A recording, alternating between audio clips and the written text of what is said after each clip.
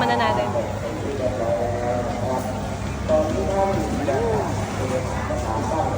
Nakatikim na ba kayo ng penoy at balot na binarbecue? Ako kasi hindi pa. Kaya tara, try natin kung masarap ba. Nakakatakam kainin, 'di ba? Grabe, napakamura lang niyan. 35 pesos lang ang isang stick na may 3 to 4 pieces na ng balot at penoy. Masarap yung sauce ng balot nila. Wala ata ako nakainan dito sa Thailand na hindi masarap ang sauce. After pala nito i-grill, ini-steam naman nila para mainit pa rin. At dito nga lang yan sa Wat Chai Chim Plei Market sa Thailand. Makikita nyo rin dito yung maganda na nagbebenta ng noodles. At bukod pala sa balot, meron din silang grilled coconut rice na sobrang bango. Mahirap lang sila mag-English dito kaya maganda gumamit kayo ng Google Translate.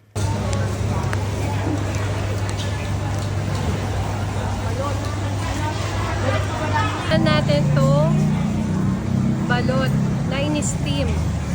Para siyang barbecue, no? Magkano yung isang ganito? 25 baht. 25 baht, 4 na peraso. Ang mura, ha? Tikman na natin.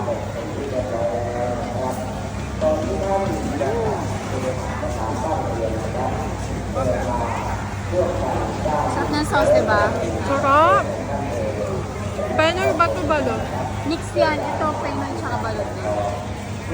Mix pala to.